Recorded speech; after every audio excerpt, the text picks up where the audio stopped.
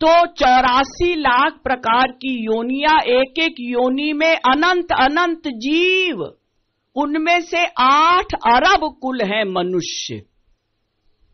उन 8 अरब में 1.5 अरब लगा लो भारतवर्ष में होंगे, और उनमें भी कितने हैं जिन्हें ईश्वर की ओर चलने की इच्छा है।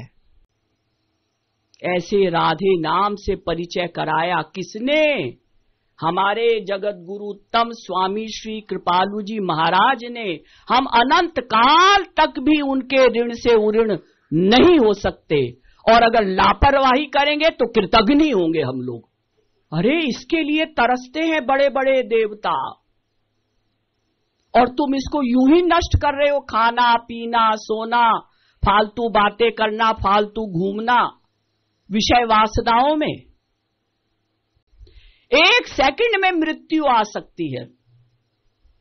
इसीलिए बार बार संतों ने कहा कि केवल भगवान को ही याद करो, ऐसा नहीं, पहले मृत्यु को याद करो फिर भगवान को करो। एक एक दिन बीत रहा है, मृत्यु की ओर हम सब लोग जा रहे हैं। इसलिए सावधान रहिए हर क्षण। एक एक क्षण मनुष्य जीवन का काम में लेना है। ना किसी की निंदा करनी है, ना स्तुति, ना किसी को अपना मानो, ना पराया, ना कहीं राग, ना द्वेष। कोई हमारा नहीं और कोई हमारा दुश्मन भी नहीं। श्री महाराज जी हम समस्त जीवों से कहते हैं कि ऐ जीवों, तो यहां मन शब्द का प्रयोग किया, क्योंकि अगर अपने मन के लिए कहा जाता है तो भी मन ही कहा जाएगा, और अगर जीवों को संबोधित करना है तो भी मन ही कहा जाएगा। तो चूंकि अवतारी महापुरुष हो या साधन सिद्ध महापुरुष हो, वो अपने लिए यही कहते हैं कि भाई हम अपने मन के कह रहे हैं। यानी वो ये सिद्ध करते हैं कि हम अधम हैं, पापी हैं, हमने अभी तक अपना परमानंद रूपी लक्ष्य प्राप्त नहीं किया। अब वो ये नहीं कहते कि मैं ईश्वर प्राप्ति कर चुका हूं इसलिए ऐ जीवों तुम्हारे लिए कह रहा हूं। तो यहां भी वो हम जीवों को संबोधित कर रहे हैं, क्योंकि हम जीवों के कर्म का कर्ता कौन है? मन। इसीलिए संतों ने चाहे जीवों को संबोधित किया हो या स्वयं अपने लिए कहा हो, तो मन से ही कहा है कि ऐ मन तू ऐसा कर, ऐ मन तू वृंदावन चल, ऐ मन तू राधा कृष्ण का गुणगान सुन, ऐ मन तू ऐसा कीर्तन कर, ऐ मन तू राधा कृष्ण की नित्य सेवा प्राप्त कर। जबकि ये सब कर्म इंद्रियों से होते हैं, लेकिन कहा जा रहा है मन को, क्योंकि हम समस्त जीवों के कर्म का कर्ता भी मन ही है। और अगर आत्मा कर्ता कहीं कहीं कहा गया है कि कर्म का कर्ता आत्मा है, एष एव भोक्ता घ्राता मनता, ये सब कहा गया कि ये आत्मा भोक्ता भी है, सुनता भी है, सूंघता भी है, वो महापुरुषों के लिए कहा गया है। सांसारिक जीवों के कर्म का कर्ता उसका मन है, और महापुरुषों के कर्म का कर्ता स्वयं भगवान है। उसको चाहे आत्मा शब्द कह दो, क्योंकि परमात्मा के लिए भी हमारे यहां वेदों में और शास्त्रों में आत्मा शब्द का प्रयोग हुआ है। कहीं कहीं परमात्मा के लिए महात्मा शब्द का भी प्रयोग हुआ है, जबकि आत्मा हम लोग हैं और महात्मा संत महात्मा है और परमात्मा भगवान है। तो यहां पर कहा जा रहा है कि ऐ मन, दिन प्रतिदिन ये समय जा रहा है, ध्यान दीजिए। यही कारण है, लापरवाही कारण है कि ईश्वर प्राप्ति हमको नहीं हुई है। अभी तक अनंत जन्मों में हमें अनंत बार संत मिले। देखिए, सबसे कठिन है मनुष्य शरीर का मिलना। कबहु करी करुणा नर देही, देत ईस बिनु हेतु सनेही। कभी दया करके, करुणा करके भगवान ये शरीर देते हैं। ये हंसी मजाक नहीं है मनुष्य का शरीर जो मिला है। स्वर्ग के देवता भी इस मनुष्य शरीर के लिए तरस रहे हैं। वो सोचते हैं कि हमने क्यों शुभ कर्म किए, क्यों हमने विधि विधान से यज्ञ किए, क्यों हमने व्रत किए, क्यों हमने तीर्थ में जाकर स्नान किया, क्यों हमने इतनी तपस्या की, और वो भी स्वर्ग प्राप्ति के लिए। तो क्यों नहीं हमने उस समय भक्ति की। मनुष्य शरीर पाकर जो विधि विधान से पूजा पाठ यज्ञ व्रत अनुष्ठान आदि करते हैं और स्वर्ग की कामना लेकर करते हैं, तो उन्हें स्वर्ग मिलता है। बाद में वो पछताते हैं देवता स्वर्ग में बैठकर। क्यों? क्योंकि वहां वो भजन नहीं कर सकते। देवताओं की योनि पशु पक्षियों की तरह भोग योनि है। जैसे खराब कर्मों का फल पशु पक्षी भोगते हैं, उन योनियों में ऐसे अच्छे कर्मों का फल देवता भोगते हैं स्वर्ग में। लेकिन नया कर्म नहीं कर सकते, अपना आगे का प्रारब्ध अच्छा नहीं बना सकते, क्योंकि क्रियमाण कर्म नहीं कर सकते। जो क्रियमाण कर्म जो वर्तमान में हम कर रहे हैं, जो करेगा उसी का तो भविष्य में प्रारब्ध भाग्य अच्छा बनेगा। भाग्य किसे कहते हैं? वर्तमान में जो हम कर्म कर रहे हैं यही भविष्य में भाग्य कहलाता है। स्वर्ग के देवता भी तरसते हैं कि काश हमें मनुष्य का शरीर मिलता, और वो भी भारतवर्ष में मिलता। धन्यास्तु ये भारत भूमि भागे, गायंती देवाः किल गीत कानि। स्वर्ग में बैठे हुए देवता गीत गा रहे हैं, और तो कुछ कर नहीं सकते। उन मनुष्यों के भाग्य की सराहना कर रहे हैं। किनकी? धन्यास्तु ये भारत भूमि भागे। वो धन्य हैं जिन्हें भारतवर्ष में मनुष्य रूप में जन्म लेने का सौभाग्य प्राप्त हुआ। अनंत जीवों में लगा लीजिए कि 8 अरब मनुष्य हैं। अनंत जीवों में 84 लाख प्रकार की जो योनियां हैं, एक एक योनि में अनंत अनंत जीव हैं। मनुष्य तो बहुत कम बनते हैं ना, मच्छर है, मक्खी है, ये देखो अनंत अनंत है। कितनी योनियां हैं। कीड़े जो बरसात के कीड़े होते हैं, कुछ लाइट में कीड़े पैदा हो जाते हैं।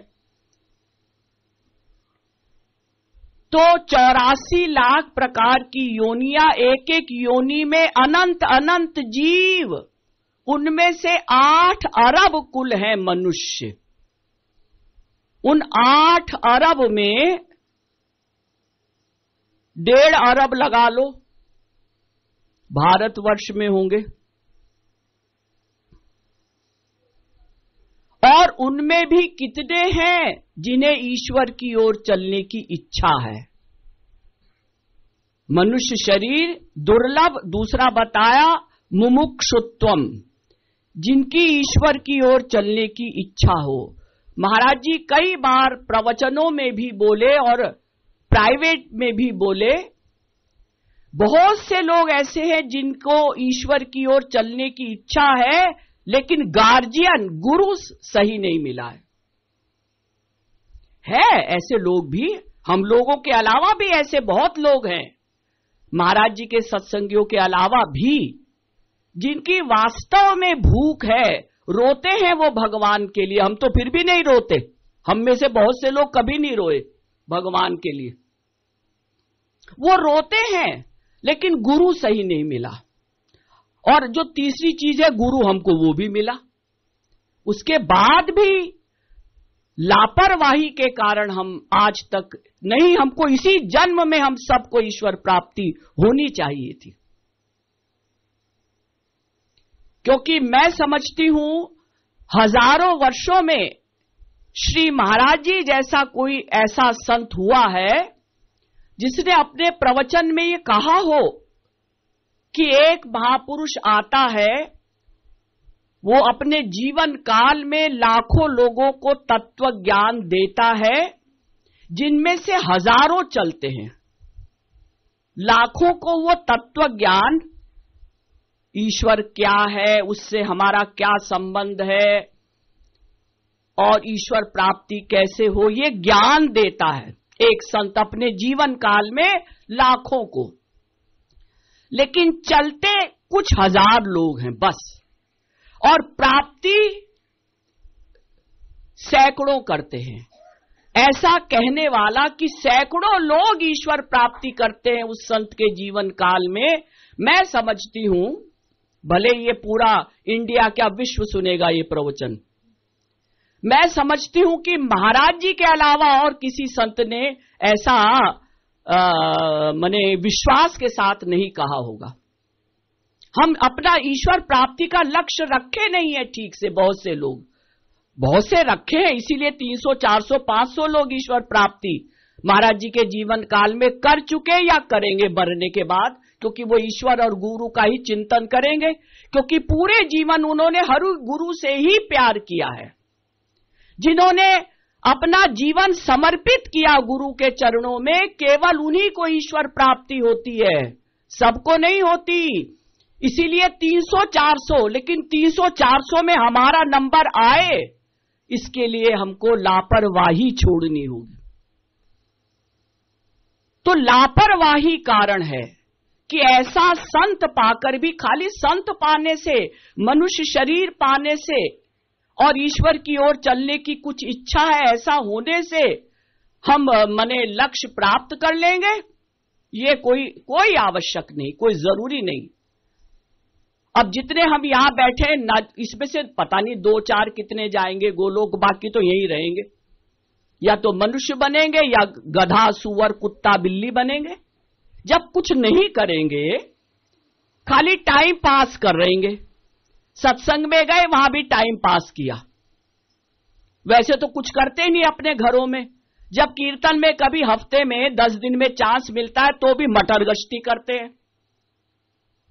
तो कैसे लक्ष्य प्राप्त होगा, कैसे कृपा करेंगे हरि और गुरु, बल्कि दंड और मिलेगा हम सबको ज्यादा।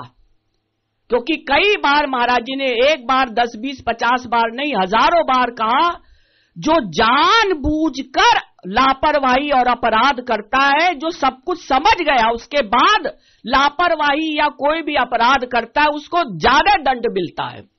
जो बेचारा जानता ही नहीं उसको भी दंड मिलता है।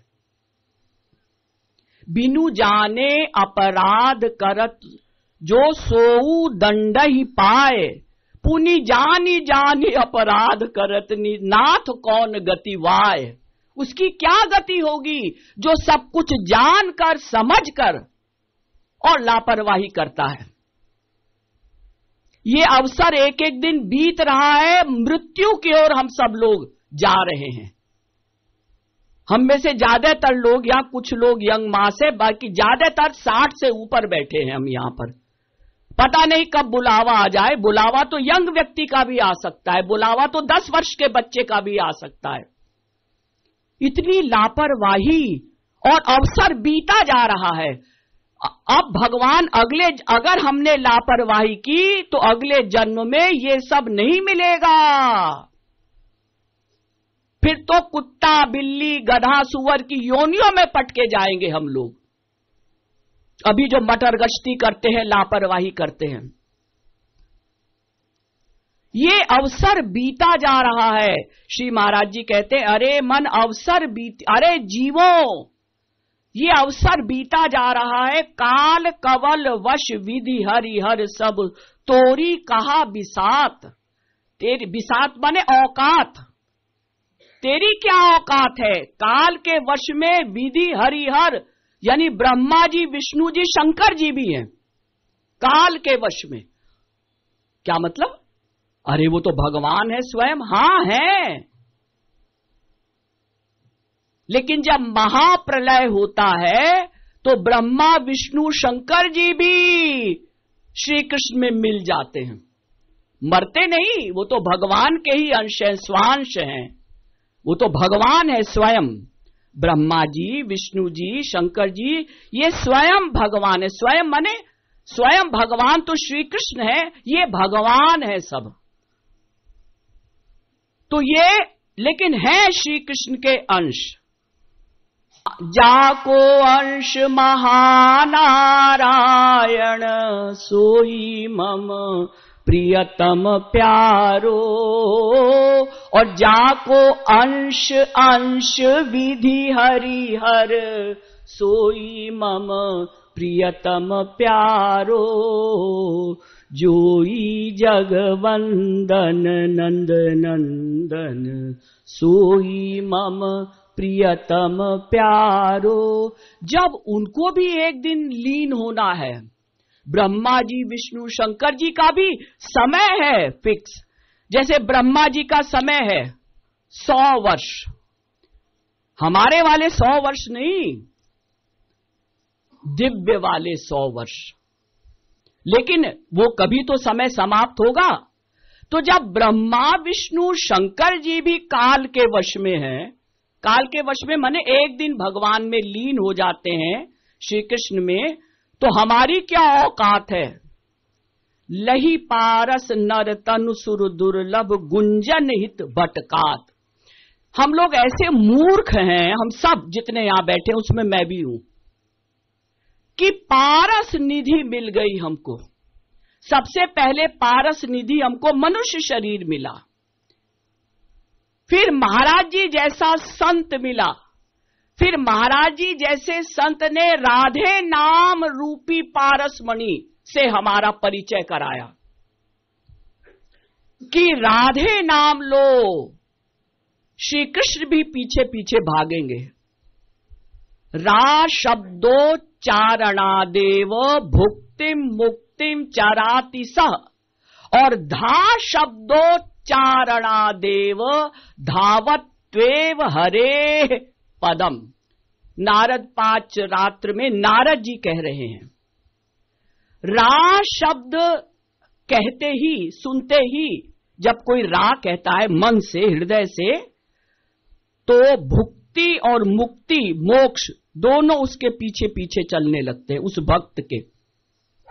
और रा के बाद जब वो धा कहता है तो धावत त्वेव हरे पदम, भगवान श्री कृष्ण स्वयं उस भक्त के पीछे पीछे भागते हैं उसकी चरण धूलि पाने के लिए। इसने राधा बोला।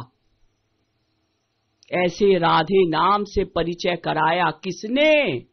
हमारे जगत गुरु तम स्वामी श्री कृपालु जी महाराज ने।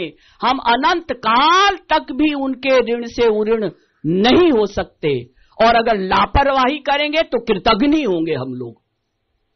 इतना सब कुछ पाकर भी इसकी निंदा, उसकी निंदा, उसकी निंदा और फालतू की बातें। गए तो थोड़ा अपने को लीडर दिखाया। ये जो हम शोबाजी करते हैं ना, लीडरशिप, महाराज जी कहते थे उसको, गंवारी भाषा में महाराज जी कहते थे लीडरी, लीडरशिप, यही हमारा नाश करती है। शो करना किसी भी बात को, अपनी पोस्ट को, या हम यहां पर कुछ काम संभालते हैं उसकी शान, किसी भी चीज की शान टिकती नहीं। जब कुबेर और इंद्र और सूर्य चंद्रमा की शान नहीं रहती तो हम लोगों की क्या औकात है, हमारी स्थिति ही क्या है। हमारी तो एक मोहल्ले में भी कोई स्थिति नहीं, कोई इंपॉर्टेंस नहीं। हम तो अपने मोहल्ले में भी किसी चीज में टॉप नहीं करते। ये तो हमारी औकात है। और अहंकार कितना, लापरवाही कितनी कि पूछो मत। महाराज जी कहते थे इतना सब कुछ प्राप्त करके भी अगर इसी जन्म में तुम लोग ईश्वर प्राप्ति नहीं करते हो तो एक ही रीजन है उसका, लापरवाही। इसलिए सावधान रहिए हर क्षण, एक एक क्षण मनुष्य जीवन का काम में लेना है। ना किसी की निंदा करनी है, ना स्तुति, ना किसी को अपना मानो, ना पराया, ना कहीं राग, ना द्वेष। कोई हमारा नहीं और कोई हमारा दुश्मन भी नहीं। कबीरा खड़ा बाजार में, जिसको वैराग्य कहते हैं या जिसको कहते हैं ना अंतःकरण शुद्ध हो गया, उसकी परिभाषा क्या है? अंतःकरण, मन शुद्ध हो गया। तो मन क्या साबुन पानी से शुद्ध होता है? ना, मन शुद्ध हो गया इसकी पहचान क्या है? या वैराग्य है, इसको पूर्ण विरक्त है, इसकी पहचान क्या है? घर छोड़ के बाबा जी बन गए? ना। तो हम परिवार वालों को गाली देते हैं, तुम हमारे नहीं हो, तुम हमारे नहीं हो, तुम स्वार्थी हो, तो हम विरक्त हैं? ना। हम जो है नंगे घूमते हैं कहीं पर बाबा जी बनके, तो हम क्या विरक्त हो गए? ना। तो हम खाली फल खाते हैं तो हम क्या वैराग्य वाले हैं? ना। वैराग्य बाहर का नहीं होता, वैराग्य अंदर का होता है। तो फिर वैराग्य किसे कहते हैं? घर छोड़कर बाबा जी बनने को भी जब वैराग्य नहीं कहते तो वैराग्य कहते किसको हैं? तो कबीरदास जी ने उत्तर दिया, कबीरा खड़ा बाजार में, बाजार माने संसार। कबीरा खड़ा बाजार में, सबकी मांगे खैर, सबका वो कल्याण चाहता है। लेकिन ना काहू सो दोस्ती और ना काहू सो बैर, ना ही वो किसी से दोस्ती करता है यानी प्यार करता है और ना ही वो किसी से दुश्मनी करता है, न्यूट्रल रहता है संसार से। जैसे आप मार्केट में जाते हैं, आपको मिठाई लेनी है, रसमलाई लेनी है, रसगुल्ला लेना है, रास्ते में 15-20 तरह की दुकानें मिलती हैं। चप्पल की दुकान आई, आप आगे चले, अच्छा चप्पल, हमको तो रसगुल्ला लेना है। फिर आई कपड़े की दुकान, अरे ठीक है हमको तो। आप वो जो दुकानें बीच में आई, चप्पल की, कपड़े की, जनरल मर्चेंट की, कोई भी, आप ना उन दुकानों वालों से या दुकान से ना राग करते हैं ना द्वेष, न्यूट्रल होके चलते जाते हैं। हाँ, ये मिठाई की दुकान आई, वहां रुक गए। ऐसे ही हमको संसार में चलते जाना है, ना किसी से राग ना किसी से द्वेष। तब समझो कि अब ईश्वर प्राप्ति के चांसेस हो गए हमारे, अब हो जाएगी ईश्वर प्राप्ति। अब थोड़ा सा और आगे बढ़ना है कि और तड़पन बढ़ा लेना है और व्याकुलता बढ़ानी है। जब भगवान से मिले बिना हमसे रहा नहीं जाएगा तब वो मिलेंगे। महाराज जी से कई बार लोग प्रश्न करते थे, महाराज जी हमको कब राधा कृष्ण के दर्शन होंगे? तो महाराज जी एक ही उत्तर देते, जब उनसे मिले बिना तुमसे रहा नहीं जाएगा तब वो दर्शन देंगे, तब मिलेंगे। अभी तो हम मस्त हैं संसार में, ये हमारा पति है, ये बच्चा है, ये हमारी बेटी है, ये दामाद है, ये बहू है, अभी तो हम इसी में मस्त हैं। अब इसमें सुख है, इसमें सुख है, जबकि रोज चप्पल जूते खाते हैं, रोज अपमानित होते हैं परिवार वालों से। आजकल के तो छोटे छोटे बच्चे माता पिता का अपमान करते हैं, और महाराज जी कहते थे वो मूर्ख माँ बाप फिर भी उन्हीं से अटैचमेंट करते हैं। इसलिए अब लापरवाही छोड़कर समय का कुछ भरोसा नहीं, कब मृत्यु आ जाए। आगे बढ़ते जाइए, आगे बढ़ते जाइए, क्योंकि ये मनुष्य शरीर पारस के समान है ये, और संसार गुंजन। ये एक पेड़ होता है, उसमें ऐसे ऐसे फल होते हैं, उसको गुंजन कहते हैं, ब्रज में अक्सर वो होता है। तो उसको कोई भी तोड़ सकता है। अगर किसी के घर में भी वो लगा है तो आप तोड़ लीजिए, कोई बुरा नहीं मानेगा, क्योंकि उसकी कोई वैल्यू नहीं है। बधिर अंध जिमि सुनत न देखत रहत विषय मद मात। जैसे कोई बहरा होता है और कोई अंधा होता है, ऐसे हम लोग हैं। महाराज जी कह रहे, मैं नहीं कह रही हूं। हम लोग ऐसे हैं जैसे कोई अंधा और बहरा हो। क्या मतलब? हम तो अंधे नहीं है, हमको तो दिखाई दे रहा है। कुछ नहीं दिखाई दे रहा हमको। संत इतना उपदेश देते हैं, बहरे के समान हम सुनते हैं, जैसे बहरे को कुछ सुनाई नहीं देता ना। क्यों? क्योंकि हमने जब उसको हृदय में धारण नहीं किया उपदेश को, तो बहरे के समान सुना हमने। इधर से सुना, इधर से निकालते चले गए, लगातार इधर से जा रहा है, उधर से निकल रहा है, अंदर नहीं जाता वो हृदय में, बस सुन लेते हैं। दीदी आप आएंगी तो प्रवचन भी बोलेंगी क्या? खाली कीर्तन कराएंगी? खाली कीर्तन मत कराइएगा, क्योंकि कीर्तन तो हम भी करते रहते हैं, प्रवचन बोलिएगा। एक संत कहा करते थे, जब उनसे कोई कहता, महाराज जी के अलावा एक और संत के पास हम जब छोटे थे तो जाते थे, महाराज जी मिल चुके थे, तो उनसे अगर कोई कहता, उनका नाम भी बता देती हूं, स्वामी लक्ष्मण दास जी, उनसे कोई कहता महाराज जी कुछ सुनाइए, तो वो कहते, सुनते सुनते तुम्हारे कान पक गए, करते तो तुम कुछ हो नहीं, करना धरना कुछ है नहीं, खाली सुनाइए, प्रवचन सुनाइए, कीर्तन सुनाइए, हम करेंगे कुछ नहीं, बस ऐसे ही बैठे रहेंगे पत्थर की मूर्ति की तरह, हमारे अंदर कुछ नहीं जाएगा। तो ये बहरे तो हुए हम, और अंधे भी हैं। अनंत संत मिले, हमने उनको रिजेक्ट कर दिया। ये काहे का संत है जी, ये तो ऐसा करता है, वैसा करता है, वैसा करता है, इनसे अच्छे तो हम ही है कि नहीं? अंधे बहरे हम लोग। अंध बधिर जिमि सुनत न देखत, ना कुछ उपदेश अंदर जाता है, ना हमको संत संत दिखाई देता है, बल्कि संतों में हमें ज्यादा दोष दिखाई देते हैं। अपने परिवार के सदस्यों में इतने दोष हमको नहीं दिखाई देते जितने हम संत की बुराई करते हैं। इसलिए अंधे बहरे की तरह मनुष्य करता है, अब करी हो इमी कही रही जई हो पछितात। जो ये तुम कहते हो ना, बस आज शाम से हम भजन करेंगे, अरे करो ना।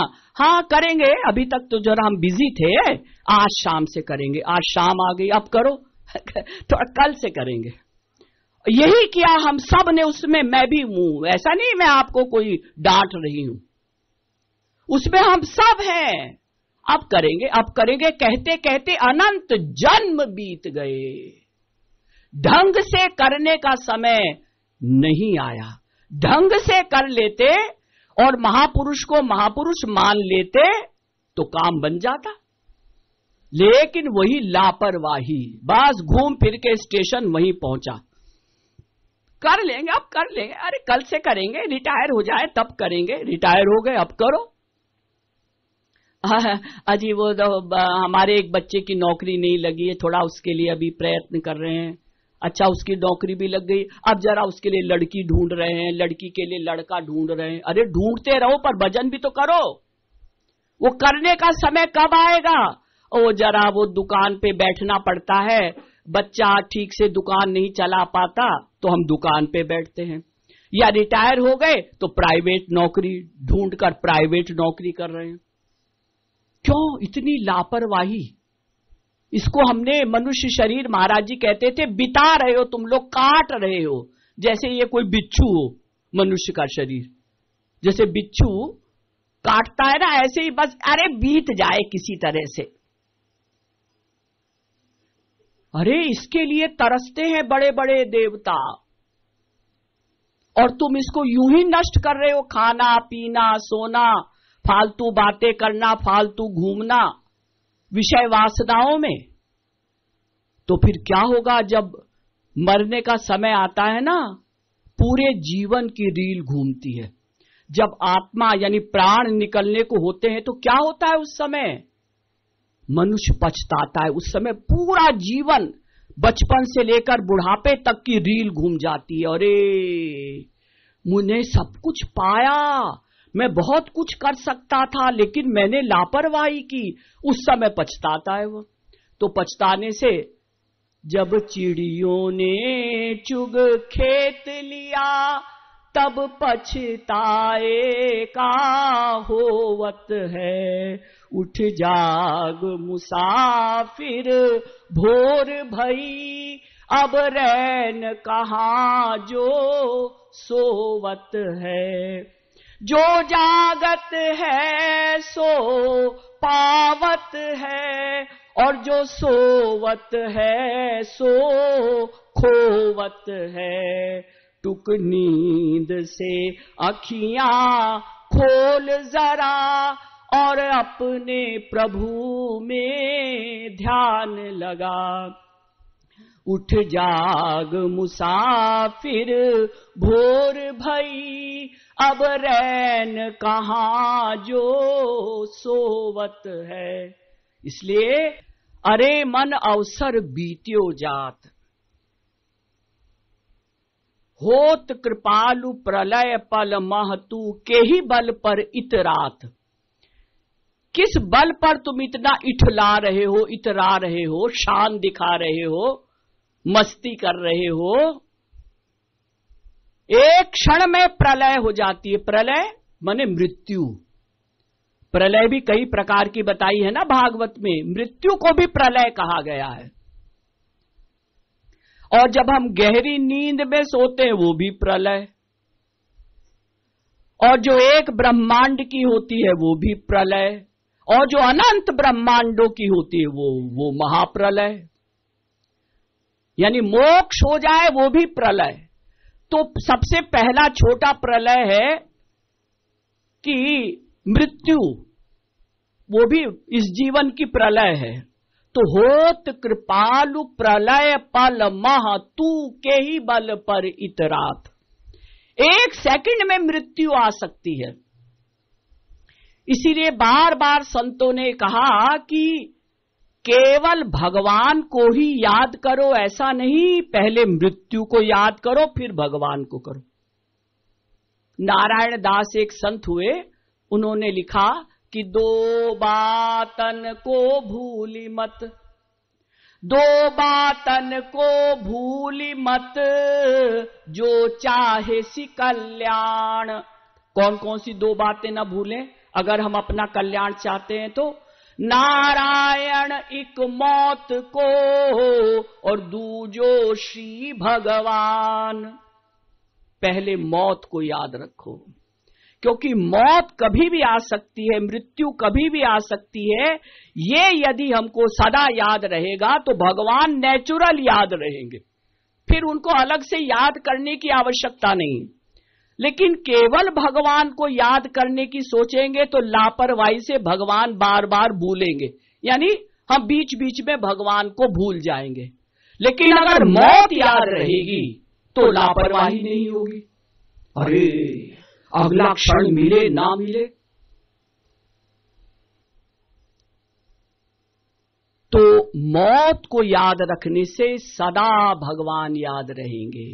इसलिए अंत में श्री महाराज जी कहते हैं कि होत कृपालु प्रलय पल मह तू के ही बल पर इतरा। तेरे पास बल किस चीज का है?